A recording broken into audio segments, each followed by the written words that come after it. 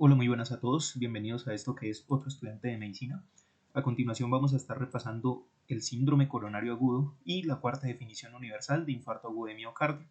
Esto basado en las guías ESC 2023 y en la cuarta definición que es la sacada en 2018. Entonces primero tenemos que empezar a describir qué es el síndrome coronario agudo.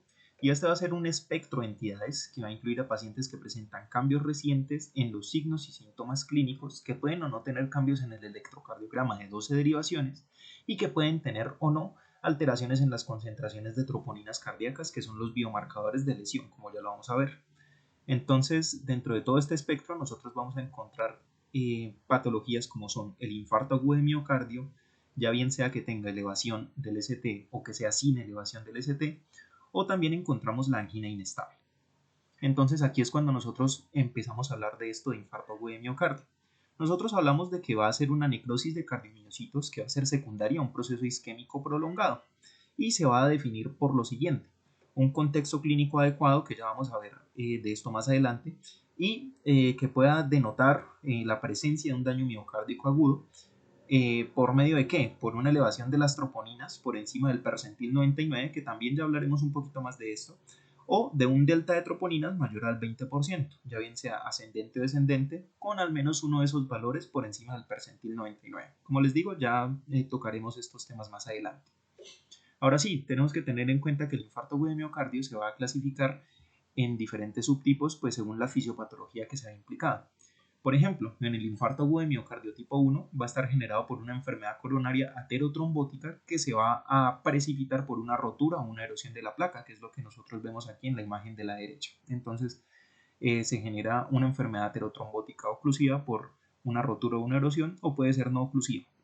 Y entonces, dentro de los criterios que nos plantean las guías de la cuarta definición, pues se van a encontrar un aumento de los biomarcadores cardíacos que ya habíamos hablado, deben estar por encima del percentil 99 o un delta, y alguna de las siguientes condiciones, como pueden ser los síntomas de isquemia miocárdica, los nuevos cambios isquémicos en el electrocardiograma, aparición de ondas Q patológicas, evidencia por imagen de pérdida de miocardio viable o anomalías regionales en la motilidad de la pared, o identificación de un trombo coronario por angiografía. Entonces, básicamente es tener unos biomarcadores y tener otro apoyo que pues me guíe también a esa etiología isquémica. Ahora, si nosotros hablamos del infarto agudo de miocardio de tipo 2, vamos a encontrar que la fisiopatología subyacente es un desequilibrio entre el aporte y la demanda de oxígeno. Entonces, vamos a encontrar pues que en esta clase de infarto agudo de miocardio pues se va a provocar por unos factores precipitantes, ya bien sean aquellos que aumentan la demanda cardíaca, como puede ser una taquiarritmia sostenida, una hipertensión severa, o aquellas que disminuyen el aporte, como puede ser una bradiarritmia sostenida, la hipotensión o el shock, una hemorragia aguda severa, una anemia severa, entre muchos otros que ya veremos.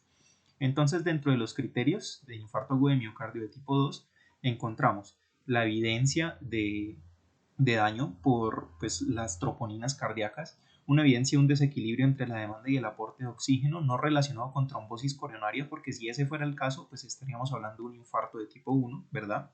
Y en presencia de alguna de las otras condiciones que ya hemos visto, los síntomas, los cambios isquémicos en el electrocardiograma, o evidenciarlo por medio de imágenes. Y pues en este caso pues no debería encontrar nada en la arteriografía, porque como decimos pues estaríamos hablando entonces de un infarto de tipo 1. Aquí es lo que vemos. Entonces estos infartos agudos de tipo 2 pueden generarse por una aterosclerosis que lleva a un desequilibrio entre el aporte y la demanda, por vasoespasmos, por disección aórtica no aterosclerótica, o sencillamente por un desequilibrio entre el aporte y la demanda por sí solo. Sin embargo, pues estos pueden contribuir a esos fenómenos. Ahora, el infarto agudo de miocardio de tipo 3 corresponde sobre todo a aquello que nosotros llamamos como muerte súbita cardíaca, es decir, aquellos pacientes que tienen síntomas típicos de infarto agudo de miocardio con alteraciones en el electrocardiograma, pero que mueren antes de que se pueda determinar las troponinas. O aquellos pacientes que fallecen precozmente antes de que se haya producido una elevación de los biomarcadores. Entonces, en este caso, pues claramente como criterio no se va a encontrar esto de las troponinas, sino sencillamente nos vamos a guiar con los síntomas compatibles y alteraciones presuntamente nuevas en un electrocardiograma. Y pues que mueren antes de poder obtenerse lo que estábamos mencionando, los biomarcadores. Eso sí, cuando estos pacientes muchas veces los pasan a autopsia, y esta autopsia revela una evidencia de infarto agudo de miocardio con un trombo reciente, pues entonces este dejaría de ser un infarto de tipo 3 y pasaría al grupo 1 porque pues correspondería o cumpliría criterios de aquel. Nosotros hablábamos de que dentro del síndrome coronario agudo se encontraban dos grandes entidades, el infarto agudo de miocardio y la angina inestable. Entonces, la angina inestable nosotros, ¿cómo la vamos a definir? Es como una isquemia miocárdica en ausencia de daño agudo o necrosis de los cardiomiocitos. ¿Esto qué nos quiere decir? Que no va a existir una elevación de las troponinas. Esta va a ser la principal diferencia. Pero sí van a encontrarse unos signos y unos síntomas que van a ser los siguientes. Una angina en reposo, comprendiendo la angina como lo que ya vamos a ver, un dolor, un malestar en el pecho. Entonces, una angina en reposo o con un mínimo esfuerzo, que sea de duración prolongada y el punto de corte va a ser un tiempo mayor a 20 minutos y que sea una angina increciendo. ¿Eso qué quiere decir? Que pues la angina cada vez va durando más o se va generando con el menor esfuerzo o tiene un umbral más bajo. Entonces eso va a ser lo que nosotros describimos como una angina inestable, aquella que cumple con estos criterios.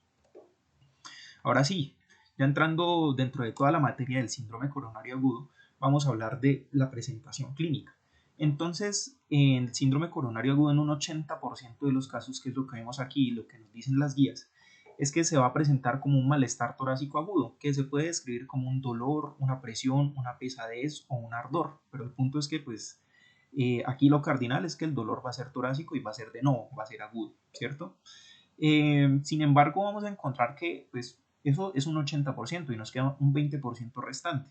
Dentro de esos vamos a encontrar otros síntomas, pues claramente un poco menos frecuentes, que van a comprender disnea, dolor epigástrico, dolor en el lado derecho e izquierdo del brazo, del cuello, de la mandíbula, náuseas o émesis y mareo. Entonces vamos a encontrar que algunas de estas manifestaciones se pueden presentar tanto en hombres como en mujeres, estas que no son dolor torácico, dolor tipo anginoso clásico, y que algunas son incluso más prevalentes en mujeres. Sin embargo, pues hay que tener en cuenta todos estos síntomas en todos los grupos para que nosotros podamos establecer de manera rápida y efectiva un diagnóstico.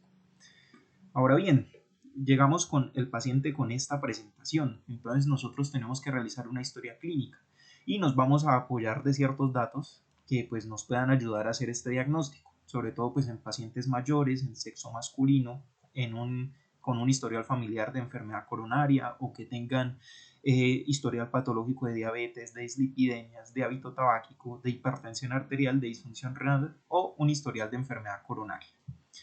Además, debemos tener en cuenta algunos factores que pueden precipitar al síndrome coronario agudo, como pueden ser la anemia, la inflamación, infecciones, fiebre, una crisis hipertensiva, estrés emocional incluso, y desórdenes metabólicos o endocrinos, principalmente aquellos que son tiroideos. Ya una vez realizo mi historia clínica, procedo a hacer un buen examen físico, teniendo en cuenta, claro, los signos vitales, la toma de la presión arterial, tomando la presión arterial en ambos brazos. También tener en cuenta la palpación torácica, ya que esto nos puede ayudar a realizar muchos diagnósticos diferenciales, como ya lo vamos a ver. Comprobar la presencia de todos los pulsos, auscultar la función cardíaca y pulmonar, evaluar la presencia de signos de insuficiencia cardíaca y determinar signos y síntomas de síndrome coronario agudo de riesgo alto o muy alto, como pueden ser un paciente que esté en paro cardíaco, en shock cardiogénico o que esté en inestabilidad eléctrica o hemodinámica. Todo esto lo podemos lograr por medio de un correcto examen físico. Ahora bien, estaba hablando de unos diagnósticos diferenciales que tenemos que tener en cuenta. Van a haber unos que van a ser cardíacos, como puede ser la miocarditis, la pericarditis, taquiarritmias, falla cardíaca aguda, la emergencia hipertensiva, la estenosis aórtica, el síndrome de Takotsubo, espasmos coronarios y trauma cardíaco. Y podemos encontrar incluso algunos ortopédicos, como puede ser el síndrome de Tietze, que es una costocondritis. Entonces ahí es lo que les decía de palpar la región torácica. Si yo le palpo el tórax a un paciente con síndrome coronario agudo, no tendría por qué aumentar el dolor eso. En cambio, si sí aumenta, yo me podría empezar a pensar, vea, de pronto esto sí es un síndrome coronario agudo. Entonces, son esas pequeñas cositas que nosotros nos vamos fijando. Las características del dolor nos pueden ayudar a diferenciar, por ejemplo, síndromes como el síndrome aórtico, una disección aórtica o un aneurisma de aorta sintomática. Entonces, todo esto tenemos que tenerlo muy en cuenta. Ahora bien, una vez yo realizo todo lo anterior, tengo que tener en cuenta la implementación del electrocardiograma. Esta es la herramienta diagnóstica de primera línea en el síndrome coronario agudo y se debe obtener inmediatamente después del primer contacto médico PCM y se debe interpretar en un plazo de 10 minutos. Entonces esto es rápido porque recordemos que el síndrome coronario agudo es la primera causa de mortalidad. Entonces pues no tenemos que darle pie a que esto se pueda llevar la vida de nuestros pacientes. El examen debe repetirse todas las veces que sea necesario y como ya lo vamos a ver nos permite la clasificación y nos determina el diagnóstico de trabajo del paciente. Entonces, si nosotros en el electrocardiograma se lo tomamos a un paciente con un dolor torácico agudo o con unos signos y síntomas equivalentes que ya habíamos visto y encontramos una elevación persistente del segmento ST o equivalentes, que ya vamos a hablar de esto, nosotros nos enfrentamos contra un infarto agudo de miocardio con elevación del ST y AMSEST, ¿listo? Nosotros, ¿cómo determinamos que una elevación del segmento ST sea significativa? Pues aquí lo encontramos en este grafiquito de la derecha. Nosotros primero tiene que ser una nueva elevación del segmento ST y tiene que darse en 2 o más derivaciones contiguas para que pues de esa forma yo pueda creer o se lo pueda atribuir a una causa isquémica. Y si es en cualquier derivación que no sea B2 y B3, ese aumento o esa elevación tiene que ser mayor o igual a 1 milímetro. Pero si es la derivación B2 y B3, entonces voy a tener estas consideraciones. Si es en una mujer, si la elevación es mayor o igual a 1,5 milímetros, esa elevación es significativa. Y si es en hombres, ahora yo tengo que pensar en la edad. Si es un paciente menor a 40 años, tengo que una elevación significativa va a ser aquella que es mayor o igual a 2,5 milímetros. Mientras que si es mayor o igual a 40 años, tiene 40 años o más, una elevación significativa será aquella que sea mayor o igual a 2 milímetros. Estos son los criterios para una elevación significativa del ST. Y todo esto se tiene que dar en ausencia de una hipertrofia del ventrículo izquierdo y de un bloqueo de rama izquierda.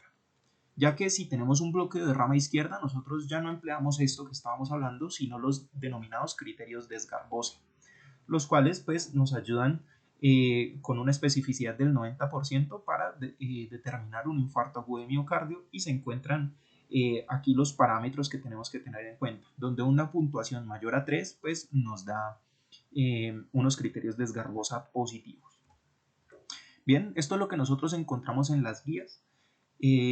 Esto es lo que yo les estaba comentando de las elevaciones del ST, pero entonces nosotros hablábamos aquí de una elevación del ST o equivalentes. Ahí nosotros de qué estamos hablando, de que por ejemplo podemos encontrar unos patrones como puede ser el infarto con elevación del ST posterior, en donde vamos a encontrar una depresión en las derivaciones B1 y B3 y vamos a encontrar a la vez una elevación en los segmentos o en las derivaciones derechas. Entonces ahí nosotros podemos pedir o solicitar las derivaciones B7 a B9 si nosotros estamos sospechando de esto. También podemos encontrar una enfermedad con infarto del ventrículo derecho, en el cual pues cumpliría estos criterios que estamos viendo, una elevación de los segmentos B7 a B9 y de B3R y B4R respectivamente. También podemos encontrar una enfermedad multivaso en la cual nosotros lo que encontramos es una depresión mayor a 1 milímetro en 6 o más caras y una elevación en ABR y o en B1. Entonces todos estos van a ser los equivalentes, igual ahí quedan para que luego pausen el video y los puedan ver o lo vean en la guía. Y también pues encontramos en los casos de bloqueo de rama izquierdo y bloqueo de rama derecho. Ahora bien, si el paciente tenía un dolor torácico agudo pero no tenía elevación del ST, pues nos encontramos frente a este diagnóstico de manejo, síndrome coronario agudo sin elevación del ST. Entonces los pacientes pueden tener un electrocardiograma normal o pueden tener unas alteraciones como pueden ser la elevación transitoria del ST o anomalías de la onda T. Todo esto que vamos a hablar un poquito más adelante. La mayoría de los pacientes luego terminan mostrando en las troponinas una subida o una caída típica y pues van a cumplir ya no criterios de síndrome coronario sino de infarto agudo de miocardio sin elevación del ST. Ya hablaremos también de esto más adelante. Y otros pacientes no van a alcanzar el punto de corte de la troponina, que es el percentil 99 que habíamos hablado antes. Entonces el diagnóstico de manejo sería de una angina inestable. Aquí estamos hablando de las alteraciones, de las posibles alteraciones que puede tener un paciente sin elevación del ST. Como digo, el electrocardiograma puede ser normal o puede tener alguno de estos hallazgos. En estos casos, pues sería una depresión del segmento ST, que si es una depresión del segmento ST mayor a 0,5 en las derivaciones B2 y B3 o mayor a 1 milímetros en cualquier otra derivación. Podemos encontrar también alteraciones de la onda T y podemos encontrar estos como son el signo de Winter o el signo de Wellens. Y pues como digo, ya esto excede el propósito de esta clase, pero ahí quedan para que luego se puedan repasar. Ahora bien, una vez tengo el electrocardiograma, hablamos de las troponinas, que habíamos visto que era la piedra angular para nosotros determinar o pues para cumplir la definición, la cuarta definición de infarto agudo de miocardio. Pero entonces vamos a encontrar que para efectos prácticos la utilidad de la troponina se encuentra en los pacientes que no tienen hallazgos clínicos y electrocardiográficos de infarto agudo de miocardio con elevación del ST o síndrome coronario agudo sin elevación del ST de muy alto riesgo. Ya lo vamos a ver más adelante, no se preocupen. Sin embargo, pues, o sea, no es de utilidad para todos, pero igual se la tengo que tomar a todos, porque pues no, yo no voy a saber si el paciente al final va a tener una elevación del ST o si va a ser de muy alto riesgo. Entonces, la idea es que apenas llegue el paciente, yo le tome una muestra de sangre para tomarle las troponinas. Entonces, no debo tener en cuenta otros aspectos clínicos ni resultados pendientes, simplemente tomo mi troponina. Puede llevar a la medición innecesaria en un 10 o un 15% de los pacientes, pero maximiza la seguridad, como había mencionado. Esto es una causa de mortalidad importante, entonces pues no podemos escatimar en gastos en estos escenarios. Además de que ayudan a estratificar el riesgo y de orientar el tratamiento. Ahora sí, vamos a hablar un poquito de esto de las troponinas, que ya hemos hablado mucho. Entonces, cuando nosotros tenemos una elevación de las troponinas por encima del percentil 99, indica daño miocárdico. Y como vemos aquí en la línea verde, pues esto es el percentil 99. Y por acá arriba pues podemos encontrar todo el espectro del daño miocárdico. Pero ¿cuál es el problema? Que yo no sé si el daño miocárdico sea crónico, como lo encontramos en esta curva que estoy delineando acá, la punteada, o yo no sé si es una elevación debido a un infarto agudo de miocardio, que es la que vemos acá. Pero entonces vemos que cada una de estas curvas tiene sus propias características, mientras aquella del daño miocárdico crónico es más o menos plana, digamos, tiene sus fluctuaciones, pero no son tan significativas. En el infarto agudo de miocardio sí vemos que tiene una elevación en cuestión de horas y pues después tiene una disminución bastante acentuada. Entonces, ¿por qué estoy mencionando esto? Porque para definir un infarto agudo de miocardio se requiere un delta de troponinas, ¿listo?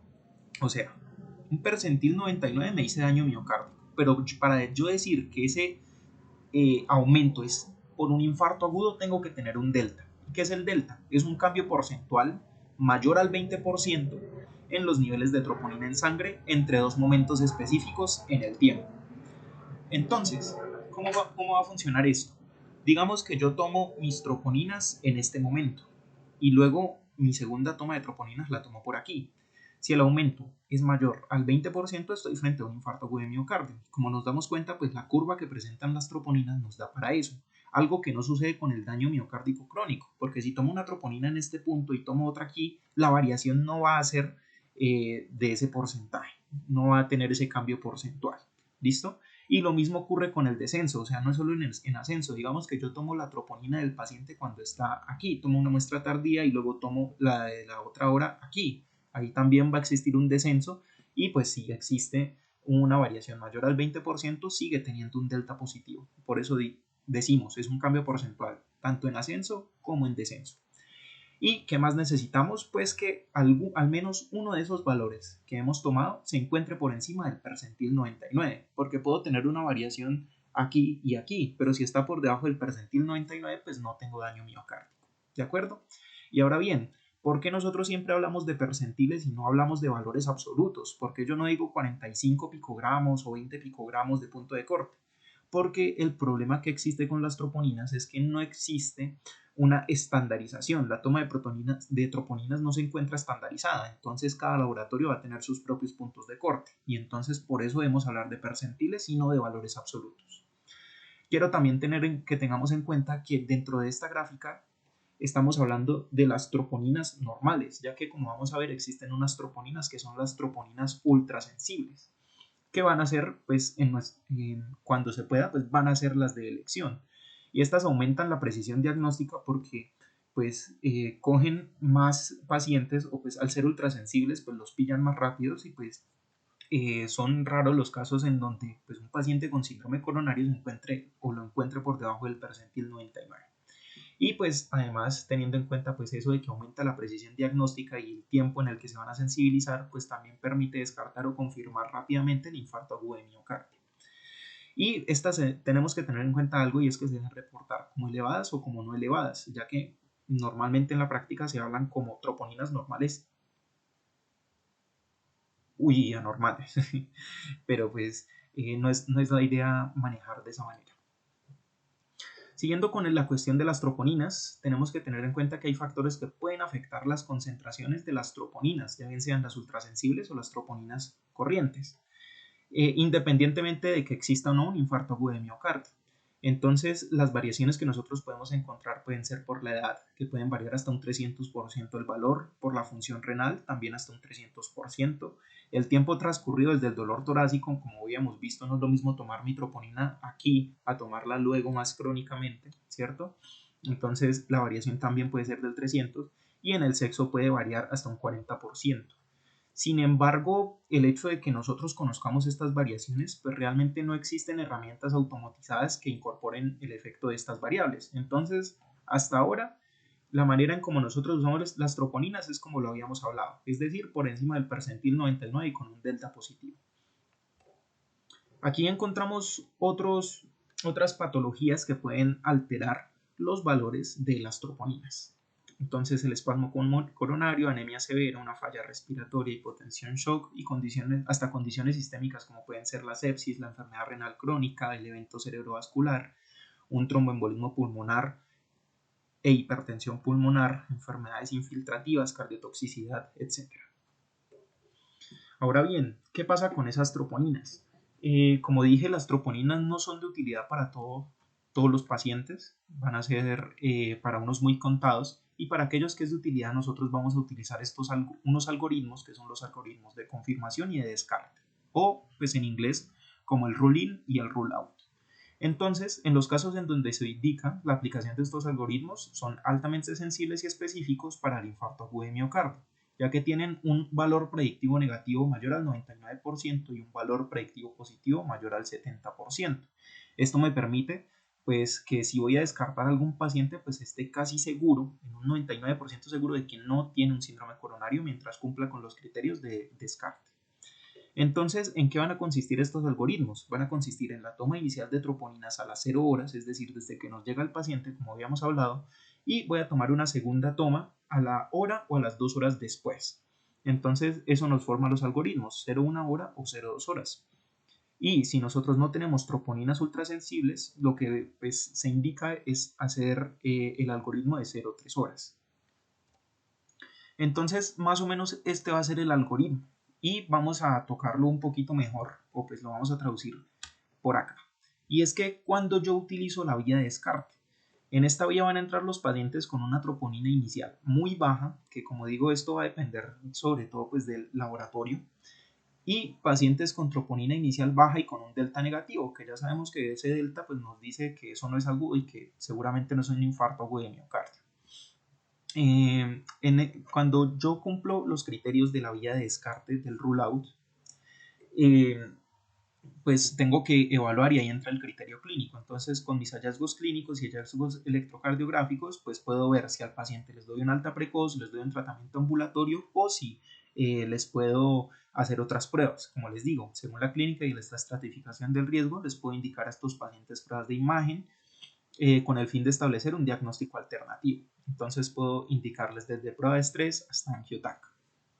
Ahora, las vías de confirmación. Entran en esta vía un paciente con una troponina inicial alta, es decir, un paciente con una troponina por encima del percentil 99, un paciente con delta positivo.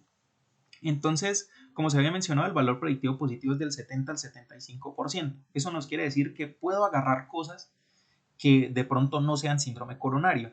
Sin embargo, esos pacientes que no tenían infarto agudo de miocardio, que no tenían síndrome coronario, sí sufrían de otras patologías que requerían atención cardiológica y una coronariografía o una prueba de imagen no invasiva. Es decir, que igual pues tampoco estoy haciendo mal. Estoy tomando unos pacientes que de pronto no entraban dentro del síndrome coronario, pero que igual necesitaban su intervención.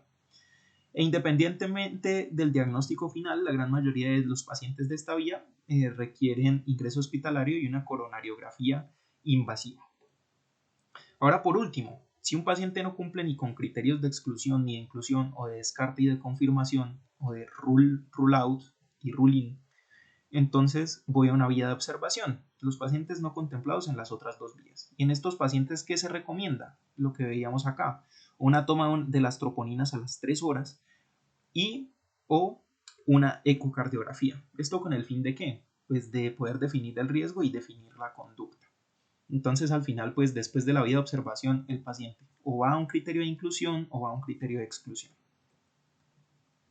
Dentro de otras técnicas de imagen encontramos la ecocardiografía, que se puede utilizar en el caso de sospecha de síndrome coronario agudo y se tiene incertidumbre diagnóstica, como ya lo hemos visto. Es útil para identificar signos indicativos de isquemia en curso, un infarto de miocardio previo. Permite explorar otras etiologías asociadas con dolor torácico, entonces también nos ayuda con los diagnósticos diferenciales como una enfermedad aórtica o un tromboembolismo pulmonar.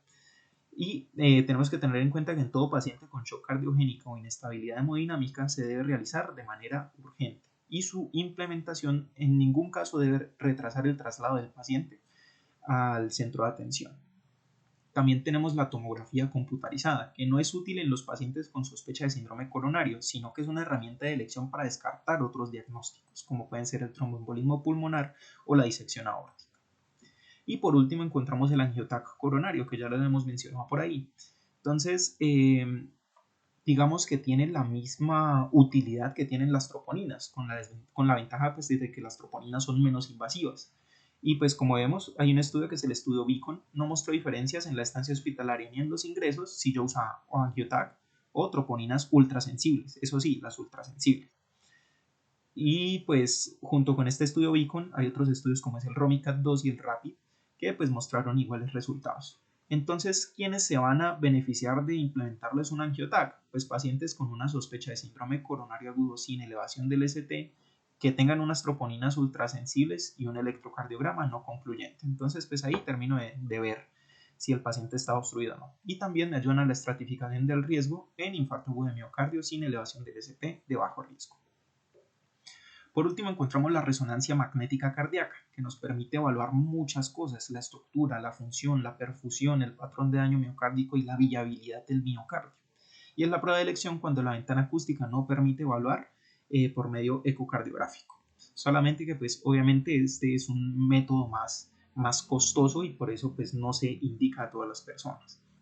Y tiene un especial valor en escenarios como puede ser identificar el territorio del vaso culpable, confirmar diagnóstico de miocarditis o de miocardiopatía de Takotsubo o de enfermedad o de infarto de miocardio sin enfermedad coronaria obstructiva, que es el MINOCA, o la presencia de trombos en el ventrículo izquierdo. Listo, entonces llega nuestro paciente. Ya le determinamos que tenía un síndrome coronario, ya bien sea un síndrome coronario agudo sin elevación del ST o un infarto agudo de miocardio con elevación del ST. Entonces, lo primero que yo tengo que hacer con ese paciente es monitorizarlo. Entonces, debo iniciar lo antes posible la monitorización electrocardiográfica con el fin de que de detectar arritmias potencialmente mortales y en caso de que se presenten, pues desfibrilarlas rápidamente si se encuentran indicadas. Recordemos que no todos los ritmos son desfibrilables. Y este va a ser la farmacoterapia en la fase aguda. Entonces, la mnemotecnia que siempre se ha propuesto es el bebé-mona. ¿Y qué va a significar esto? Que yo voy a usar beta bloqueante solo si es un infarto con elevación del ST, teniendo en cuenta sus contraindicaciones como la falla cardíaca aguda, la presión arterial sistólica, pero recordemos que también tienen otras contraindicaciones como los bloqueos del NOA. Y el que ha demostrado mejor evidencia y el que se indica es el succinato de metoprolol a dosis de 2,5 a 5 miligramos intravenosos en 2 minutos. El otro va a ser el bloqueador del P2Y12, que se va a utilizar, ojo, solo en los siguientes escenarios: cuando tengo un infarto agudo de miocardio con elevación del ST o tengo un síndrome coronario agudo sin elevación del ST, cuya estrategia invasiva, que ya vamos a ver qué es esto, está planteada después de las 24 horas. Entonces, en estos casos, yo prefiero, en ese orden en el que se encuentran ahí, voy a preferir usar primero prasugrel, luego ticagrelor y luego clopidogrel.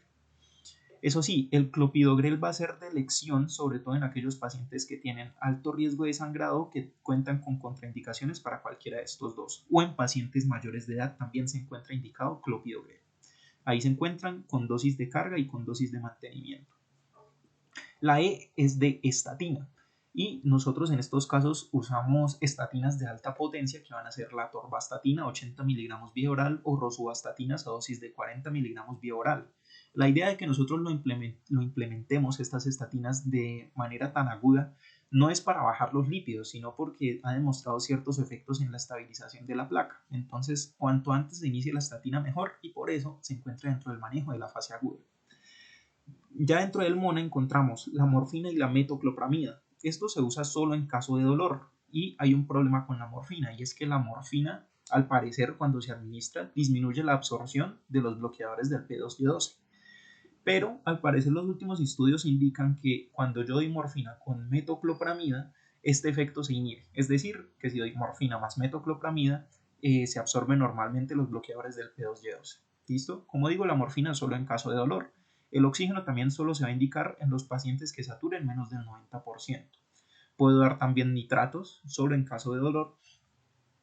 Ahí entonces pues escogería si usar morfina o nitrato según la disponibilidad y teniendo en cuenta que la administración de morfina pues va a ser intravenosa y la de nitrato puede ser por medio de spray o sublingual. Y por último la aspirina.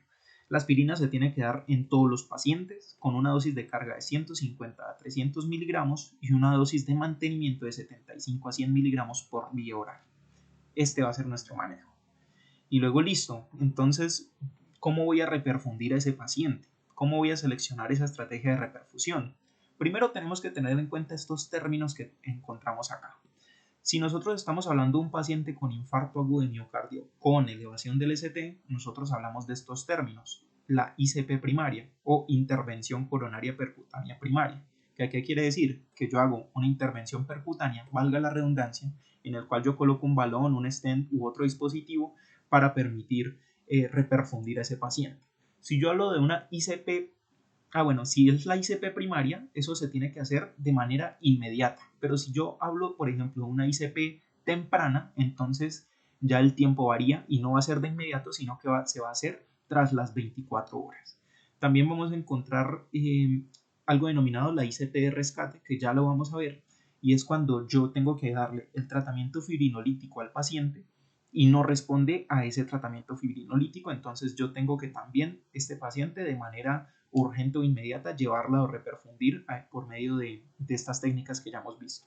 Ahora bien, cuando nosotros hablamos del síndrome coronario sin elevación del ST, nosotros ya no hablamos de ICPs, sino que hablamos de las estrategias invasivas. Inmediata, como su nombre lo indica, pues se va a hacer de manera inmediata. Entonces se va a hacer una coronariografía lo antes posible de manera inmediata y en caso de que se encuentre indicado, pues le voy a hacer la intervención percutánea.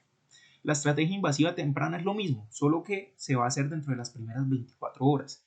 Y la estrategia invasiva selectiva, pues ya lo vamos a ver un poquito mejor, pero según los estudios que yo le haga al paciente, pues voy a ver si al final lo tengo que reperfundir o no. Y este pues sí no tiene tiempo. Entonces, infarto agudo de miocardio con elevación del ST. Entonces la estrategia de elección va a ser la angiografía y la intervención percutánea inmediata, lo que se denomina como intervención coronaria percutánea primaria, ICPP. Siempre y cuando yo la pueda realizar dentro de los primeros 120 minutos desde los síntomas. ¿Qué es lo que pasa? Que generalmente en nuestro medio nosotros no podemos cumplir con el tiempo y toca remitir al paciente. Entonces, en esos casos, si yo ya sé que el paciente no llega en este tiempo, en los primeros 10 minutos yo tengo que administrar un tratamiento fibrinolítico. Y aún así, independientemente de que responda o no a ese tratamiento, tengo que remitir a mi paciente a un centro que le pueda realizar una intervención coronaria percutánea. Entonces, cuando yo doy el tratamiento fibrinolítico, pues tengo dos escenarios. Que el tratamiento haya sido eficaz, en dado caso, pues ya la estrategia no sería inmediata, sino que sería la ICP temprana en las primeras 24 horas, o que el tratamiento no haya sido eficaz. En dado caso, ya hablamos de este término, la ICP de rescate, la cual pues es inmediatamente el paciente pues nos asista al centro, alcance a llegar al centro. Entonces, pues, ¿cómo así que el tratamiento ha sido o no ha sido eficaz? Pues aquí contamos con los criterios de una fibrinólisis eficaz, que van a ser una resolución del segmento ST mayor al 50% en los primeros 60-90 minutos tras la administración, una que el paciente se encuentre con una estabilidad hemodinámica y con una mejoría significativa de los síntomas isquémicos. Si el paciente no cumple con las tres, pues entonces se denomina que la fibrinólisis ha sido ineficaz y entonces ya sabemos que la estrategia tiene que ser la ICP de rescate. Si fue eficaz, es una ICP temprana. ¿Por medio de qué fármacos voy a hacer la fibrinólisis? Aquí lo encontramos con sus dosis, por medio de alteplasa, de reteplasa o de tenecteplasa. Listo. Ahora, tenemos que tener en cuenta que cuando yo administro la fibrinólisis, así como en la enfermedad cerebrovascular y como en otras patologías, pues tengo que tener en cuenta que existen unas contraindicaciones, unas denominadas absolutas y otras relativas. Dentro de las absolutas, para que yo diga no voy a fibrinolizar a ciencia cierta a mi paciente, una hemorragia intracraneal previa de origen desconocido que haya tenido en cualquier momento o una enfermedad cerebrovascular de carácter isquémico en los últimos 6 meses o que se tenga relato de que el paciente tenga un daño en el sistema nervioso central o malformaciones arteriovenosas o que haya sometido a un trauma, una cirugía o que haya tenido un trauma craneoencefálico grave en el último mes o que haya presentado una hemorragia de vías digestivas en el último mes o que tenga unas coagulopatías conocidas o que el paciente tenga una disección aórtica, ese paciente no, bajo ningún motivo, se va a fibrinolizar. En cambio, las relativas, pues yo tengo que sopesar el riesgo-beneficio y tengo que particularizar con cada uno de esos pacientes. Dentro de ellos se encuentra la anticoagulación oral previa, que haya tenido un accidente isquémico transitorio en los últimos 6 meses, que la paciente se encuentre en embarazo o que se encuentre en un periodo de posparto menor a una semana, que el paciente se encuentre con una hipertensión refractaria, una endocarditis infecciosa, una úlcera péptica activa o una resucitación traumático prolongada. Estas van a ser relativas, como les menciono, y ya entra a criterio clínico. Ahora bien, el síndrome coronario agudo sin elevación del ST. Yo, para determinar mi estrategia de reperfusión, debo estratificar el riesgo del paciente dentro de 3 grupos. Un grupo de muy alto riesgo, uno de alto riesgo y otro sin alto riesgo. Entonces, ¿cuáles son los pacientes que son de muy alto riesgo? Van a ser aquellos que tienen o una inestabilidad hemodinámica, o shock cardiogénico, o dolor torácico persistente o recurrente refractario al tratamiento farmacológico, o una insuficiencia cardíaca potencialmente secundaria al infarto agudo de miocardio, o arritmias potencialmente mortales o paro cardíaco, o cambios dinámicos recurrentes en el segmento ST o una complicación mecánica. En estos pacientes, la estrategia de elección es la estrategia invasiva inmediata, que ya habíamos dicho que era una angiografía más una ICP urgente inmediata si se encuentra indicado. Ahora, si el paciente es de alto riesgo, ojo, este era de muy alto riesgo. Ahora, los de alto riesgo son aquellos que tienen un diagnóstico confirmado de infarto agudo de miocardio sin elevación del ST, es decir, con las troponinas, pues cumplieron el delta o se encontraron por encima del percentil 99. Si encuentro unos cambios dinámicos en el segmento ST o en la onda T, si tengo una elevación transitoria del segmento ST o si tengo una puntuación Grace mayor a 140. Entonces la estrategia de elección va a ser la estrategia invasiva temprana, es decir, voy a hacer la angiografía y la ICP dentro de las 24 horas. Ahora bien, yo estaba hablando aquí de una puntuación de Grace. Esto lo que nos dice, esta puntuación, este score, lo que nos evalúa es la probabilidad de muerte en 6 meses tras el alta hospitalaria. Entonces, pues nos evalúa el riesgo que tiene ese paciente. Evalúa muchos estándares y pues obviamente no es objetivo aquí detenernos a hablar de cada una de ellas, pero sí les recomiendo que existen pues calculadoras como en MedCalc, las cuales nos permiten calcular el Grace Score. Y como ya vimos, pues si el paciente tiene una puntuación mayor a 140, pues entra dentro de un paciente de alto riesgo. Ahora, por último, entonces el paciente que se denomina sin riesgo alto o sin alto riesgo va a ser aquel que no cumple criterios de alto o de muy alto riesgo. Estos pacientes, en estos pacientes es en los cuales yo voy a implementar los algoritmos de inclusión y exclusión con troponinas. Si se dieron cuenta, en ningún momento de todo esto yo hablé de troponinas. Es en estos pacientes en los que yo le voy a dar importancia a esas troponinas. Y la estrategia de elección es la estrategia invasiva selectiva. Es decir, yo voy a hacer pruebas no invasivas y voy a hacer la intervención coronaria percutánea si se encuentra indicada. Ahora bien, yo llevo al paciente a procedimiento, pero tengo que anticoagular a ese paciente. ¿Con qué lo voy a anticoagular? Depende. La respuesta aquí va a ser depende. Si el paciente tiene una elevación del ST, se prefiere en orden de preferencia la heparina no fraccionada, la enoxaparina, la bivalirudina y no se indica el fondaparinux.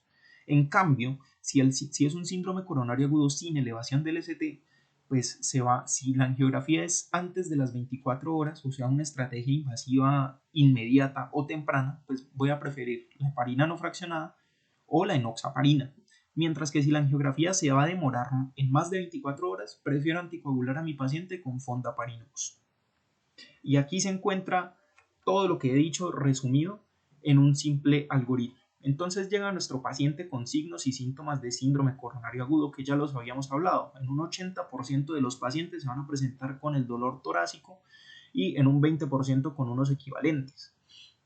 Y vamos a realizarle una historia clínica y un examen físico, que si es compatible, pues nos va a llevar a nosotros a tomarle un electrocardiograma y a tener su lectura en menos de 10 minutos y a tomarle las troponinas o el biomarcador disponible. Y preferiblemente, ya lo habíamos hablado, las troponinas ultrasensibles.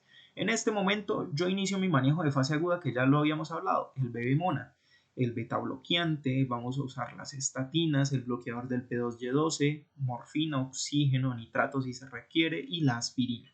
Y entonces, según lo que yo haya encontrado en el electrocardiograma, pues mi paciente o tiene un infarto agudo de miocardio con elevación del ST o tiene un síndrome coronario agudo sin elevación del ST.